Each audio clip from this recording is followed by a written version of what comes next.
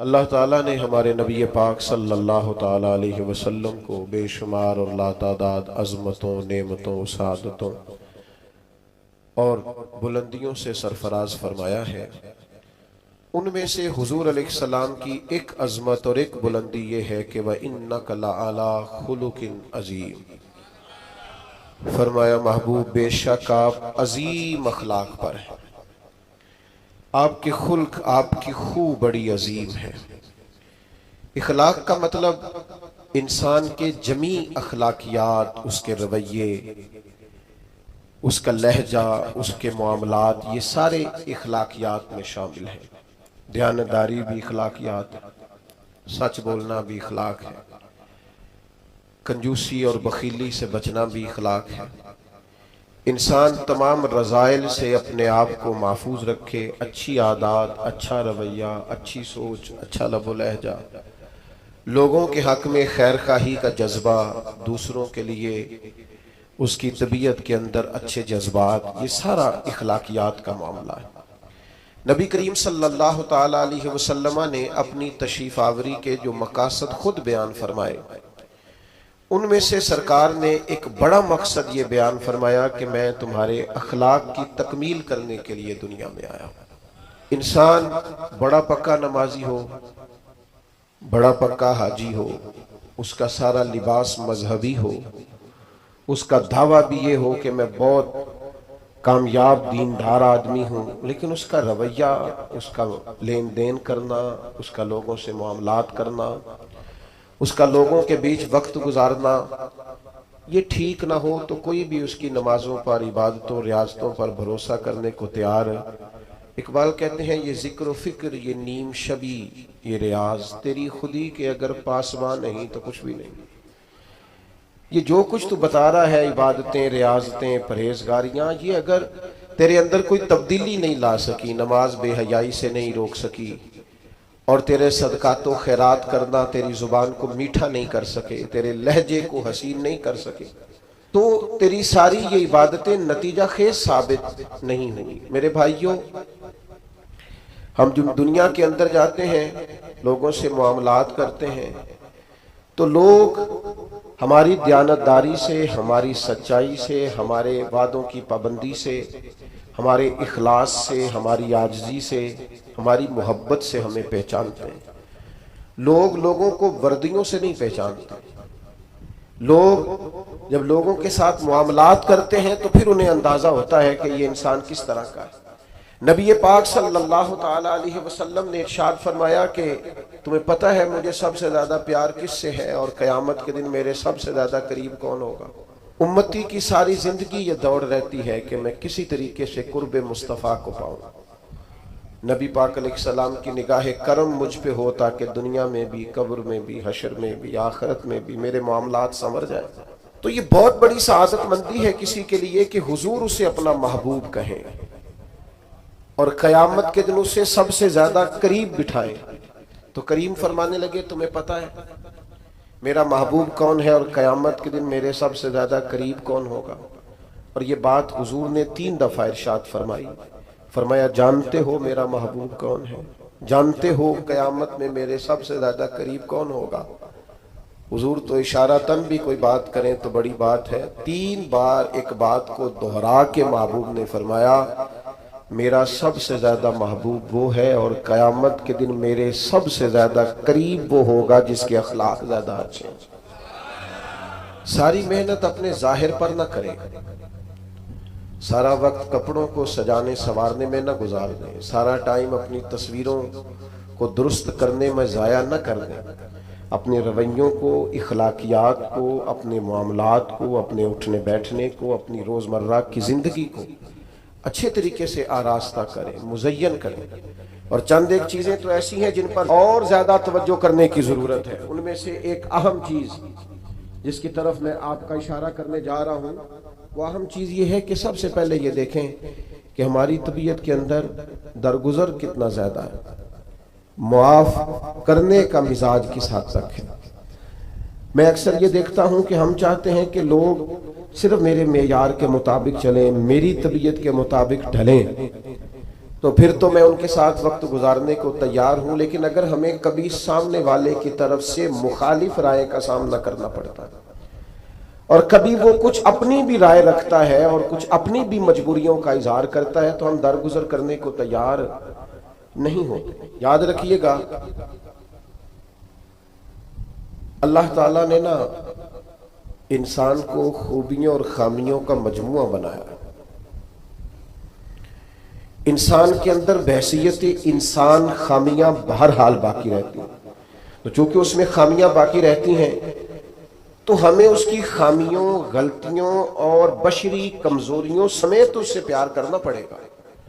اگر ہم یہ کہیں کہ وہ کوئی غلطی ہی نہ کرے، اس کے اندر کوئی کمزوری ہی نہ رہے، کوئی اس کے اندر بشری تقاضا باقی نہ رہے، تو پہلی بات یہ ہے کہ ہمارا یہ مطالبہ ہی سرے سے غلط ہے۔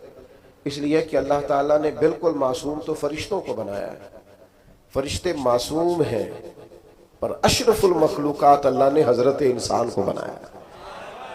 اس کے ساتھ اللہ نے یہ آزمائش رکھی ہے، تو انسانوں کے اندر کمزوریاں رہیں گی۔ نبی پاک صلی اللہ تعالیٰ علیہ وسلم نے ارشاد فرمایا، جس آدمی کو غصہ آیا اور وہ اپنا غصہ نکالنے پر قادر بھی تھا لیکن اس نے اللہ کی رضا کے لیے اپنے غصے کو کنٹرول کر لیا، فرمایا اللہ اس کے دل کو امن سے بھی بھر دے گا اور ایمان سے بھی بھر دے گا۔ نہیں، غصے کو کنٹرول کرنا ایمان کی مضبوطی کا باعث بنتا ہے۔ ہوں گے کچھ لوگ بیچارے جو کمزور ہوں گے، کچھ نہیں کہہ سکتے، آپ کا غصہ سہتے ہوں گے، یا کچھ ایسے لوگ ہوں گے جو آپ سے محبت بے پناہ کرتے ہوں گے، اس لیے آپ کا غصہ برداشت کرتے ہوں گے۔ لیکن حضور نے جو ہمیں اخلاقی رویے سکھائے ہیں ان میں تو محبوب نے فرمایا وہ پہلوان ہے جو اپنے آپ پر کنٹرول کرے، اپنے آپ کو قابو میں رکھے، اپنے غصے کو، غیظ و غضب وہ ذرا سنبھال کر رکھے۔ ہم اپنے آپ پر کنٹرول نہیں رکھتے، بہت ساری باتیں ہیں جو ہم کر لیتے ہیں، لیکن چونکہ مومن ہیں، حضور علیہ السلام کے غلام ہیں، مجھے اچھی طرح پتہ ہے کہ سینکڑوں ہزاروں لوگ ایسے ہیں جن کو بعد میں پچھتاوا ہوتا ہے کہ مجھے یہ بات نہیں کرنی چاہیے تھی، مجھے اس طرح کا رویہ نہیں رکھنا چاہیے۔ کچھ بولیاں بول لیتے ہیں لیکن چونکہ اندر ایک مومن بستا ہے، حضور کا غلام بستا ہے، تو پھر دل پچھتاتا ہے، سینے میں بات کھٹکتی۔ میرے بھائی بہت پہلے سے اپنے اوپر کنٹرول کریں، اپنے آپ کو غیظ و غضب سے، ناراضگی والے جملے بولنے سے بچائیں۔ ہاں بالکل ناراض نہ ہونا بھی زیادتی ہے، ناراض ہونا بھی چاہیے اور بڑا زبردست ہونا چاہیے، سخت شدت کے ساتھ غصہ کرنا چاہیے، پر کب؟ جب اللہ کی حدوں کو توڑا جائے، جب شریعت کی مخالفت کی جائے اور بے جا دین کی باتوں کو چھوڑا جائے، اللہ کی رضا کے لیے ناراض ہو۔ سیدہ طیبہ طاہرہ حضرت عائشہ صدیقہ رضی اللہ تعالیٰ عنہ فرماتی ہیں کبھی اپنی ذات کے لیے حضور ناراض نہیں ہوئے، لیکن اگر اللہ کی حدیں توڑی جاتی تھی تو ناراض ہوتے تھے۔ چاہیے نا والد کو کہ بیٹا جان بوجھ کے نماز چھوڑ دے تو ناراض ہو، بیٹی پردہ نہ کرے تو ناراض ہو، چاہیے نا اسے کہ اگر اس کے گھر کے اندر کوئی غیر شرعی کام ہو رہا ہو تو وہ ناراضگی کا اظہار کرے، حکمت کے ساتھ سمجھائے، دانائی کے ساتھ تبدیل کرنے کی پوری کوشش کرے۔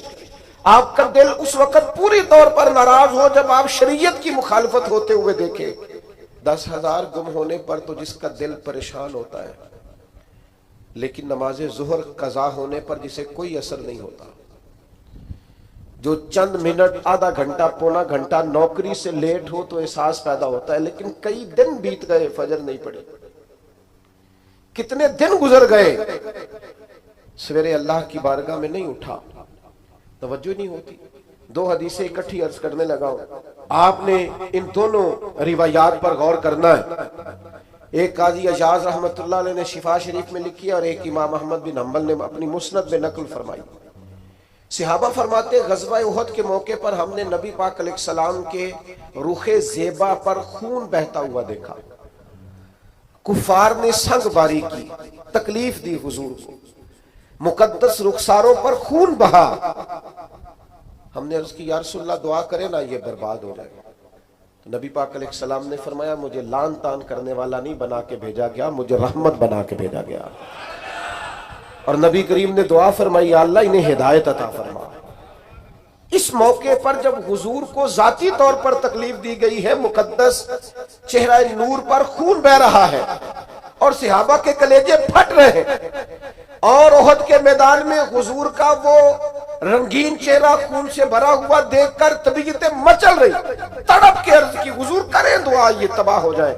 فرمایا نہ بھائی، وہ لان تان کرنے والا نہیں، مجھے تو رحمت بنا کے بھیجا گیا۔ لیکن میرے عزیزو، غزوہ خندق کے موقع پر جب دشمنوں سے دفاع کرتے وقت نماز عصر مسلمانوں کی قضا ہوئی تو حضور نے ہاتھ اٹھا کے عرض کیا، کہا اے اللہ ان کے پیٹ آگ سے بھر دے جنہوں نے ہماری نماز عصر لیٹ کی، ہماری نماز لیٹ کر دی، صلاۃ وسطیٰ لیٹ کر دی، ہمیں تیرے حضور جھکنا تھا، ہمیں وہ نماز پڑھنی تھی جو بڑی قیمتی ہے نماز عصر، انہوں نے ہماری نماز لیٹ کر دی، ان کے پیٹ آگ سے بھر دے۔ حضور کا سارا چہرہ لہو سے بھرا ہے، پر ذات کے لیے دعا نہیں کی کہ یہ تباہ ہو جائیں، پر ایک نماز لیٹ ہو گئی۔ صحابہ کی عصر قضا ہوئی تو کریم نے ہاتھ اٹھا کے کہا یا اللہ بھر ان کے پیٹ آگ سے۔ او سنگیو، آؤ یارو اپنا اخلاق تو دیکھیں، میری بھی فجر قضا ہے، میرے پتر کی بھی قضا ہے، میری جوان بیٹی بھی جم کے سو رہی، کبھی ماتھے پر شکن تک نہیں آئی، لیکن میری روٹی لیٹ ہو جاتی ہے تو میں سارا گھر سر پہ اٹھا لیتا ہوں، زمین آسمان ایک کر دیتا ہوں۔ میرے بچے، آپ کے بچے ہماری نگاہوں کے سامنے وہ پوری طرح بری سوسائٹی کا شکار ہو جائے اور وہ جانے کس کس گناہ میں لگ جائے، معاذ اللہ شکن تک نہیں آتی، لیکن میرے کپڑے وقت پر استری نہیں ہوئے، مجھے ٹائم پر فلاں چیز نہیں دی گئی، آسمان سر پہ اٹھا لیا جاتا ہے۔ حضور نے تو ہمیں یہ اخلاق سکھایا ہے کہ لہو سے تیرا وجود بھی ذات کے لیے بھر دیا جائے تو زبان سے لان تان نہ کرنا، یہ تیرے نبی کا طریقہ ہے۔ ہاں، اس شخص سے بچنا جو تیری نمازوں کو قضا کرنے کا ذریعہ ہے۔ ایسے لوگوں کے بارے میں تیرا رویہ سخت ہونا چاہیے، جہاں تیری عبادات، تیری اللہ کی بندگی داؤ پہ لگتی تجھے نظر آئے۔ خدا را دین کا مزاج تو سمجھے، ہم کس طرف چلیں۔ اور پھر یہاں میں بڑی ذمہ داری سے یہ بات بھی عرض کر دوں، حضور راضی نہیں ہے اس بندے سے جو میلاد کی جھنڈیاں لگائے اور نماز چھوڑ دے، جو جلسہ وقت پہ کرائے، محفل کے لیے صبح شام ایک کر دے اور نماز کے معاملے میں سستی کرے۔ ایسے ہی جان بوجھ کر اگر بلی کو دیکھ کر کبوتر آنکھیں بند کرے گا تو اس کا معنی کیا ہے؟ آپ کے چھپ جانے سے اور ذرا کسی برکت والی چیز کے پیچھے چھپنے سے شریعت کا حکم بدل جائے گا، اصل چیز تبدیل کر دی جائے گی۔ حقیقتیں رہتی ہیں، حقیقت چھپ نہیں سکتی بناوٹ کے اصولوں سے، اور خوشبو آ نہیں سکتی کبھی کاغذ کے پھولوں سے۔ شریعت کا حلال حلال رہے گا اور حرام حرام رہے گا۔ تھوڑا سا اپنی ذات کے لیے معافی دے کے تو دیکھیں، غلطی ہو گئی ہے بہو سے، اس کے ابا جی نے پنچایت میں آ کے پگڑی کھول کے تیرے پیروں کے سامنے رکھ تو دی تھی، اس کے بھائی نے ہاتھ بھی باندھے تھے کہ آئندہ نہیں کرے گی، چل کر دے معاف، کوئی بات نہیں، کوئی کفر نہیں ہو گیا۔ ہو گئی ہے نا غلطی تیرے ملازم سے، بیچارہ غریب ہے، وہ کہیں اور جا کے اس عمر میں بڑھاپے میں کہاں نوکریاں ڈھونڈتا پھرے، چل ہو گئی ہے غلطی، معاف کر دے، درگزر کر دے، چل تیرا پڑوسی غریب آدمی بھول گیا تھا تھوڑا سا، کر دے درگزر۔ لیکن ہم اس معاشرے اس سوسائٹی میں رہتے ہیں جہاں ہر وقت جج بنے رہنے کا شوق ہے لوگوں کو، فیصلے کرنا اور مطلق العنان بن کے کرنا، اور بس جی بس میں نے کہہ دیا ہے، اب دوبارہ سے میں کسی کی بات نہیں سنتا۔ آپ مجھ سے ناراض نہ ہو جائیں تو یہاں تو مسجد کی کمیٹی کا صدر کسی سے کنٹرول نہیں ہوتا، سارا کچھ بگڑتا ہے تو بگڑ جائے الا ماشاءاللہ، لیکن ہمارا مزاج ہے ماں بدولت نے جو کہہ دیا وہ ہو کے رہے گا۔ پتھر برسانے والے، تکلیفیں دینے والے، اذیتیں دینے والے حضور کے سامنے گردنیں جھکائے کھڑے تھے، بتاؤ بھائی تمہارے ساتھ کیا سلوک کروں، فتح مکہ کے دن اعلان ہو رہا ہے۔ انہوں نے پتہ کیا کہا؟ انہوں نے میرے محبوب کے عظمتوں والے باپ کا ذکر چھیڑ دیا، کہنے لگے آپ بھی بڑے ہی کریم ہیں، اور آپ کے والد عبداللہ بھی بڑے ہی کریم تھے، بڑے کریم باپ کے بیٹے ہیں آپ، وہ بڑے کریم تھے۔ نبی پاک علیہ السلام نے فرمایا اگر تم نے یہ کہا ہے تو جاؤ، پھر تم پر کوئی بدلہ نہیں، تمہارے ساتھ وہی سلوک کرنا ہے جو جناب یوسف نے مصر آئے ہوئے بھائیوں کے ساتھ کیا۔ انہوں نے کنویں میں پھینکا تھا اور جناب یوسف نے سینے سے لگا لیا تھا، لہذا تمہارے ساتھ وہی کچھ کرنا ہے۔ وہ لوگ حضور نے انہیں معاف کر دیا۔ میں اگر ایک جملہ کہوں تو شاید آپ کو اچھا لگے اور آپ کہیں کہ یہ جملہ کوئی کسی اچھی ادیب نے اور کسی اچھے دانشور نے بڑی اچھائی سے کہا ہے۔ حضور نے انہیں معاف کر کے رہا کر دیا، پر وہ قیامت تک کے لیے میرے نبی کی زلف کے قیدی بن گئے۔ فرمایا جاؤ نا، جاؤ، میں نے تمہیں رہا کیا۔ نبی پاک علیہ السلام نے انہیں رہائی دی اور انہوں نے بلند آواز سے کلمے پڑھنے شروع کر دیے۔ وہ سارے حضور کی زلف نازنی کے غلام ہو گئے۔ معاف کر کے کسی کو غلام بنایا جا سکتا ہے، بدلہ لے کر غلامیاں نہیں ہوتی، محبتیں پروان نہیں چڑھا کر، لیکن وہ ہماری طبیعت ہے نا، مزاج ہے۔ ایک تو معاف کریں۔ دوسری بات، ہمارے جو ماتحت لوگ ہیں نا، ماتحت، ان کے بارے میں اپنا رویہ ٹھیک کریں۔ جن لوگوں کو اللہ تعالیٰ نے پیسے دیے ہیں نا، یا مالک نے انہیں کوئی عہدہ دے دیا ہے، یا ان کے پاس کوئی 10 20 50 200 لوگ کام کرتے ہیں، وہ تھوڑا سا سوچیں کسی وقت بیٹھ کے کہ میں آج ایک فیکٹری کا آنر بن کر اور ایک ادارے کا سربراہ بن کے بیٹھا ہوا ہوں، اگر کل مجھے وہاں کھڑا ہونا پڑ جائے جہاں مزدور کھڑے ہیں تو پھر میرا حال کیا ہوگا؟ وہ جو اپنے ماتحت کے ساتھ ہمارا رویہ ہے نا، یعنی حکم چلانے کا ایک مزاج ہے۔ میں ایک دفعہ ایک بڑی محفل نعت میں مہمان خصوصی بنا لیا گیا، تو میں نیچے اتر رہا تھا، تو کچھ صاحب تھے اس محفل میں جو کسی خاص نشست پر وہ بھی بٹھائے گئے تھے، اور میرے ساتھ وہ باتیں بھی کر رہے تھے۔ باتیں کیا کرنی ہوتی ہیں، بعضوں کا زیادہ مسئلہ تو تصویروں کا ہوتا ہے، تو بھی چل رہی تھی اور نظام چل رہا تھا آگے آگے۔ تو میں جب نیچے اترا تو ایک غریب آدمی میرے گلے میں پھولوں کا ہار ڈال کے کہنے لگا پیر صاحب میں بھی سینہ ملا لوں۔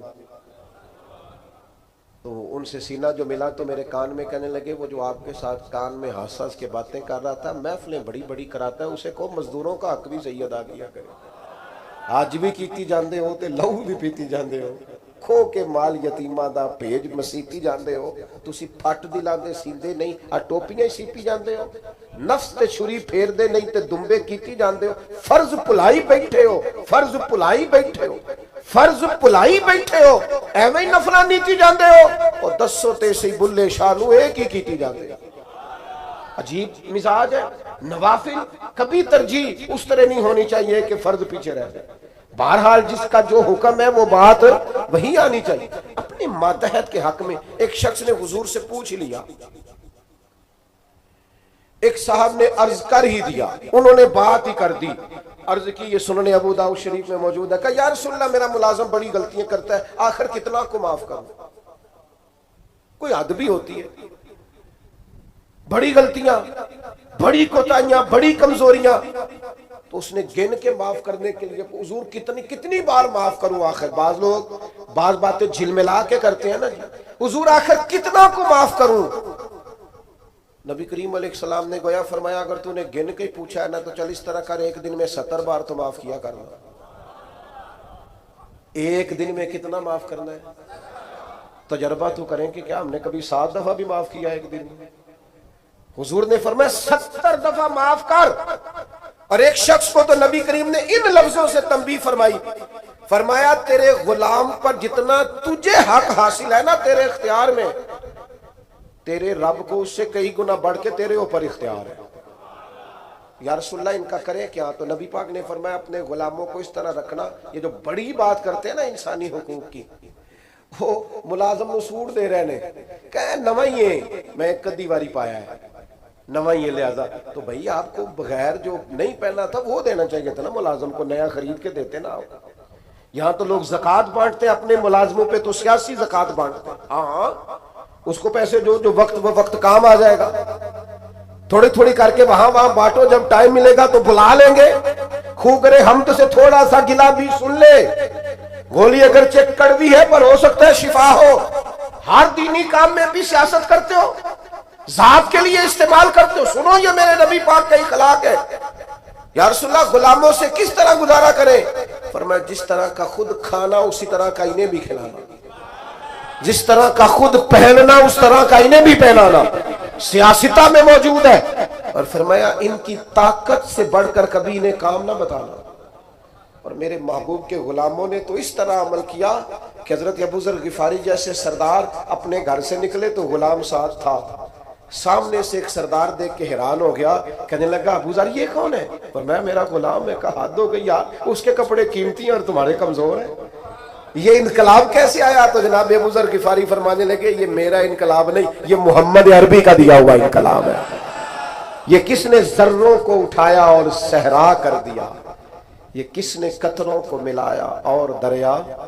غالباً ایک غیر مسلم کے شعر ہیں یہ، کہتا ہے یہ کس نے قطروں کو ملایا اور دریا کر دیا، کس نے ذروں کو اٹھایا اور صحرا کر دیا، یہ کس کی حکمت نے یتیموں کو کیا در یتیم اور غلاموں کو دنیا بھر کا مولا کر دیا۔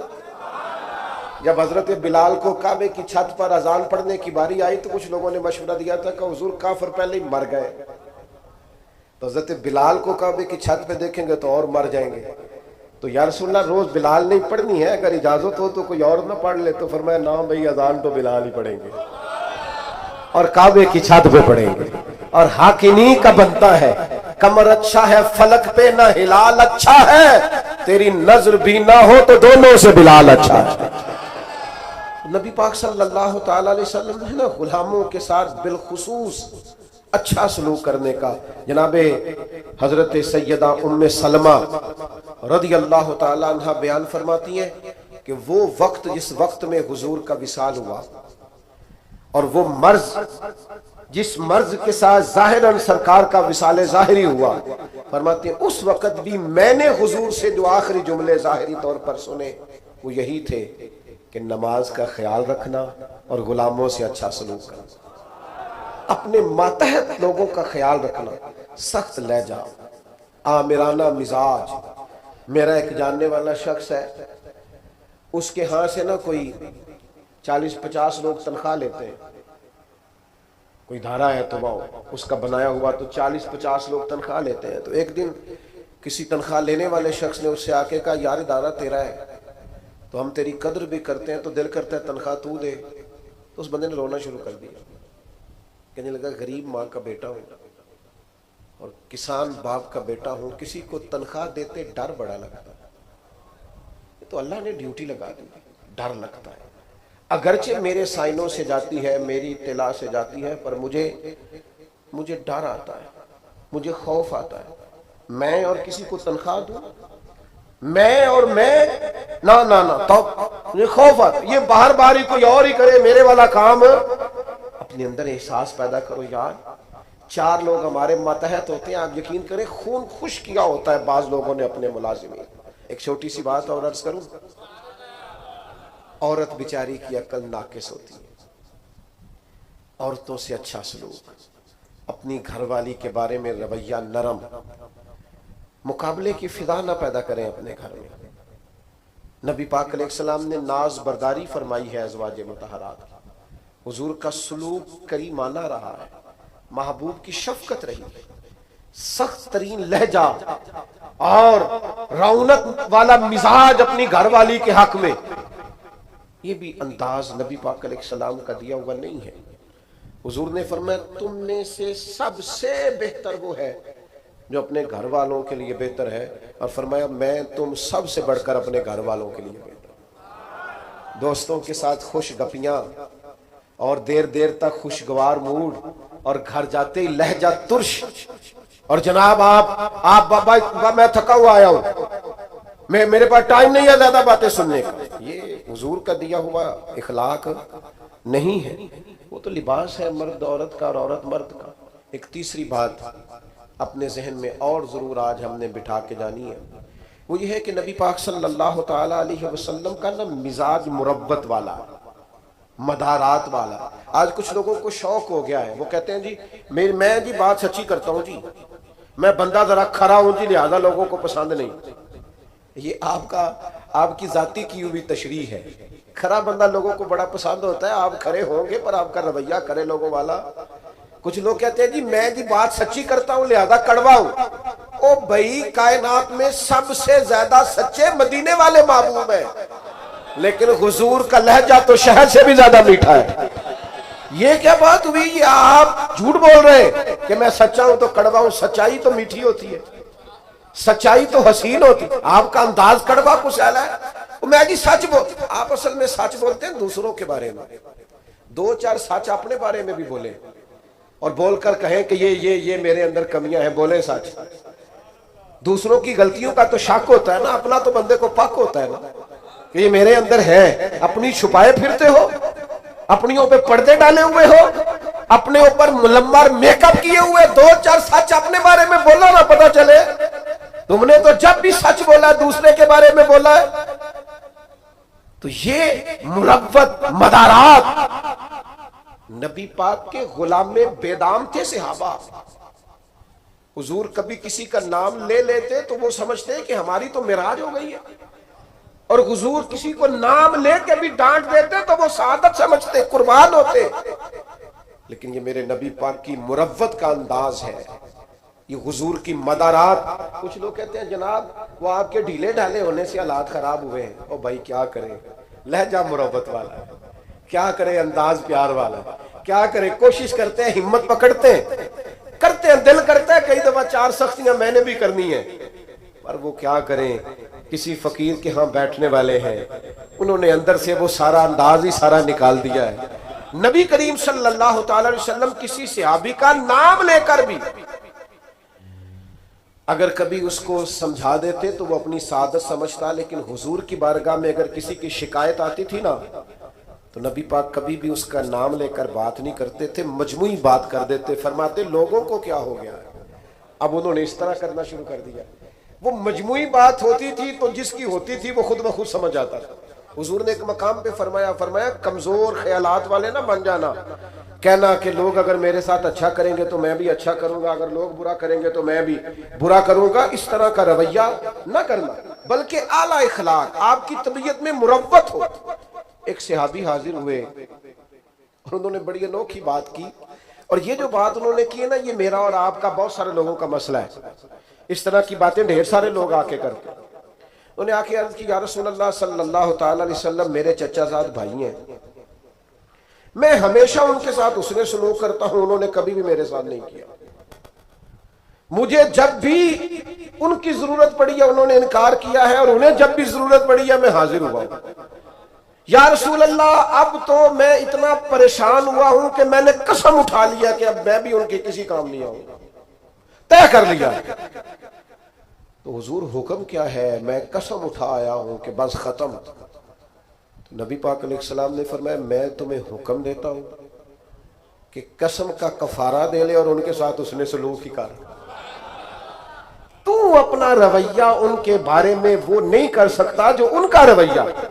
تو نے اس نے سلوک کے او یار یہ کوئی کمال ہے کہ اچھے کے ساتھ اچھا ہوں اور برے کے ساتھ برا ہوں. اچھا ایک اور بات آج کل نوجوان بڑی کر او جی مجھ سے غلط بات برداشت نہیں ہوتی. صحیح بات کو بھی برداشت کرنا پڑتا ہے. برداشت ہی غلط بات کرنی ہوتی ہے، غلط رویہ ہی تو برداشت کرنا ہوتا ہے، صحیح کو تو برداشت کرنا ہی نہیں پڑتا. اگر آپ سے غلط لہجے برداشت نہیں ہوتے، بے مروت لوگ برداشت نہیں ہوتے تو آپ سے برداشت کیا ہوتا ہے؟ نبی کریم علیہ السلام کے صحابی نے ہم سب کا اتنا بڑا مسئلہ حل کیا. یا رسول اللہ قسم اٹھا لی ہے اب میں بھی وہی کروں گا جو وہ کرتے ہیں. تو حضور نے گویا سبق دیا میرے غلاموں کی یہ شان نہیں. حضور علیہ السلام ارشاد فرمانے لگے سن بھائی تو قسم کا کفارہ دے لیکن تو نے اس نے سلوک ہی کرنا.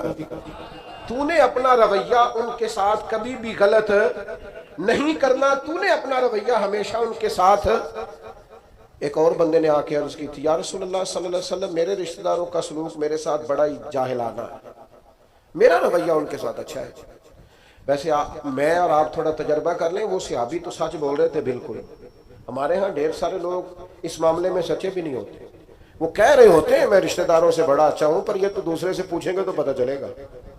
یہ تو سامنے والا اپنا رویہ بتائے گا تو پھر سمجھ آئے گی، ورنہ تو پنچایت میں ہر بندہ یہی کہہ رہا ہوتا ہے کہ سب سے زیادہ نیک میں ہی ہوں. آپ جس کی بات سنیں وہ فل سچا ہوتا ہے. یہ تو دوسرا بھی اپنی بولی بولے گا تو پھر بات سمجھ میں آئے گی.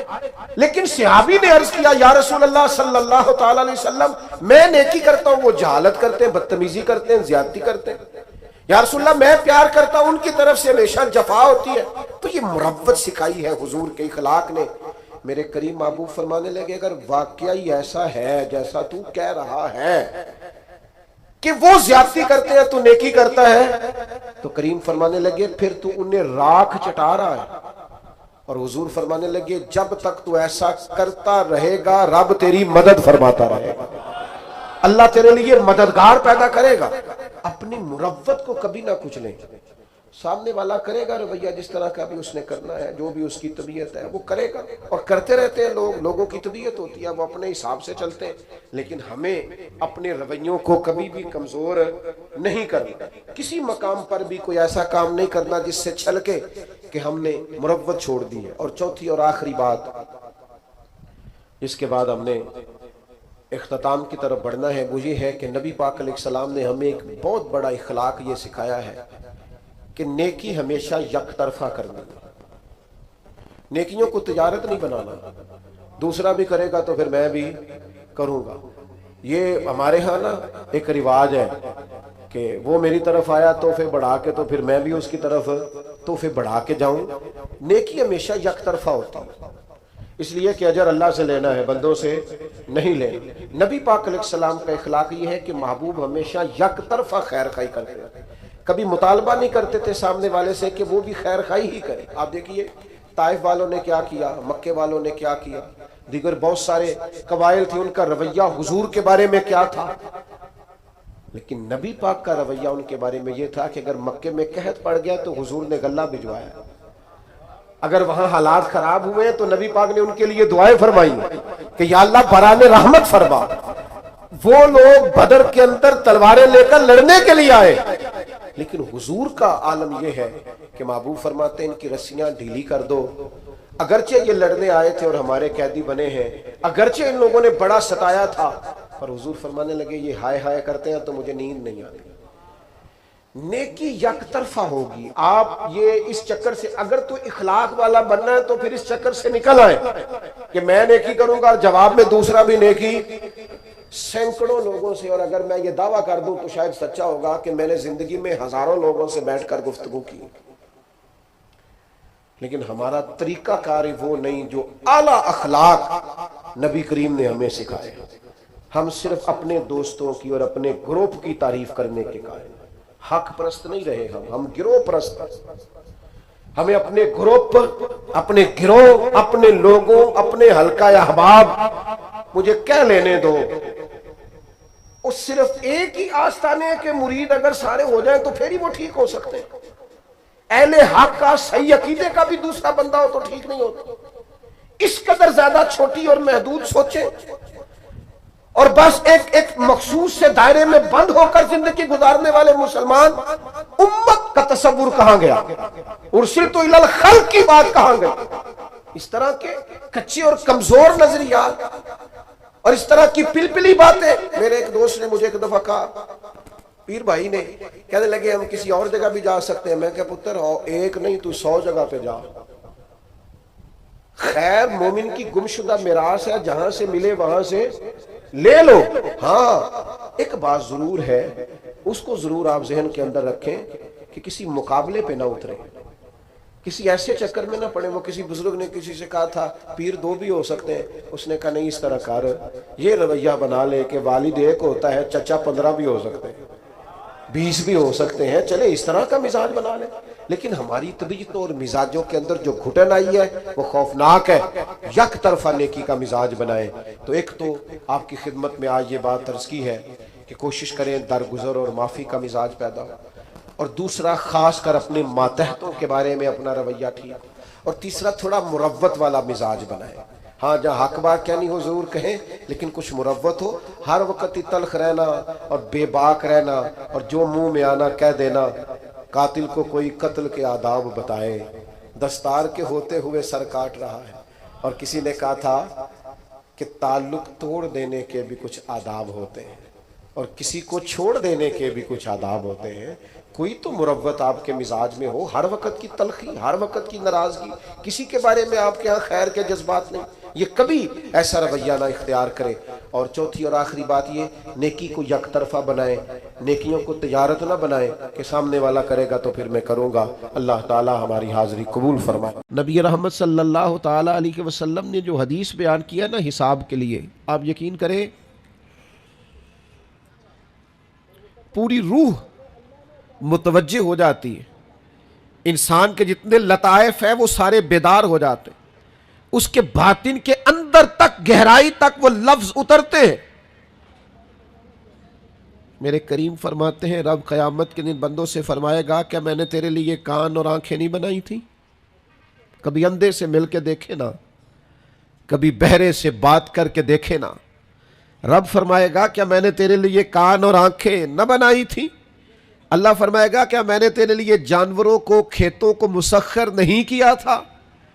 ہر جانور پر تو سواری کرتا ہے، جانوروں کے گوشت کھاتا ہے، جانوروں کا دودھ پیتا ہے، کھیت کے اندر ہل چلاتا ہے، اناج ہے، پھل ہیں، سبزیاں ہیں. هو الذی خلق لکم ما فی الارض جمیعا، زمین میں جو کچھ ہے حضرت انسان کے لیے پیدا کیا. اللہ فرمائے گا تیرے لیے کان بنائے، آنکھیں بنائی، تیرے لیے مسخر کیا جانوروں کو، تیرے لیے مسخر کیا کھیتوں کو. پھر رب کہے گا میں نے تجھے خوشحالی دی، میں نے تجھے سرداری دی. پھر اللہ فرمائے گا یہ بتا کیا تجھے مجھ سے ملنے کا یقین نہیں تھا؟ کیا تجھے یہ خبر نہیں تھی کہ تیری رب سے بھی ملاقات ہوگی؟ تجھے اللہ کے حضور بھی حاضر ہونا ہے، تجھے اس کا یقین نہیں تھا؟ اور حدیث پاک کا جو آخری جملہ ہے